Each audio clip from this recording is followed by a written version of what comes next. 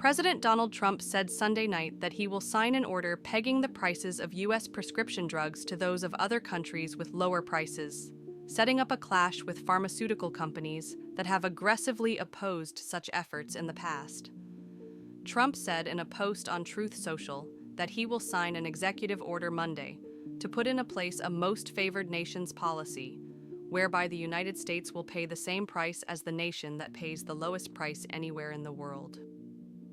He said the order would be one of the most consequential in the nation's history and promised that it would reduce prescription drug prices almost immediately by 30% to 80%.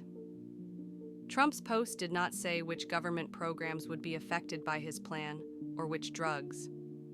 In the waning days of the first Trump administration, in the fall of 2020, officials attempted to put in place a similar policy, also dubbed Most Favored Nations, through a pilot program operated by the Centers for Medicare and Medicaid Services. The rule was challenged by the pharmaceutical industry and blocked in court on procedural grounds. The Biden administration dropped the idea. Trump's latest push to lower drug prices by linking them to what other countries pay drew immediate opposition Sunday from drug companies.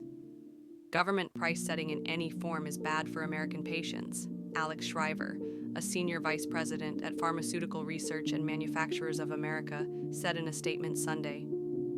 At a time when we are facing growing competition from China, policymakers should focus on fixing the flaws in the U.S. system, not importing failed policies from abroad. Drug makers and financial analysts have been anticipating for weeks that the Trump administration might try to revive the Most Favored Nations policy, which taps into widespread public frustration that many prescription drugs cost far less in other countries than in the United States.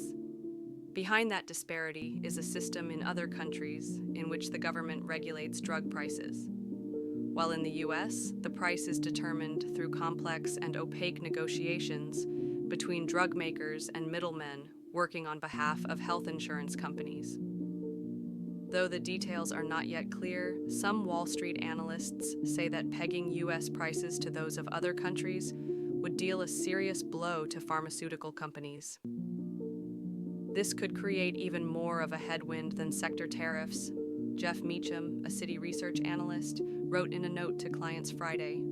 The policy would touch off a confrontation with an industry that has been pressing to win the good graces of the Trump administration, with pharmaceutical giants Eli Lilly, Johnson & Johnson, Novartis, Merck, Roche, and others pledging to invest tens of billions of dollars in U.S. manufacturing and research and development.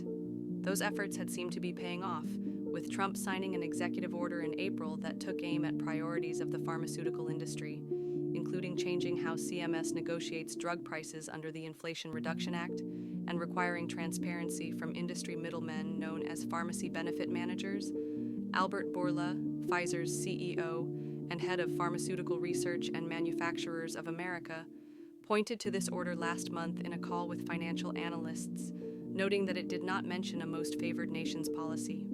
Pharmaceutical companies argue that it's unfair to compare the list price of their drugs with the final prices that other governments pay, pointing out that their net price in the U.S., after negotiations with Medicare, Medicaid, and pharmacy benefit managers, is much lower.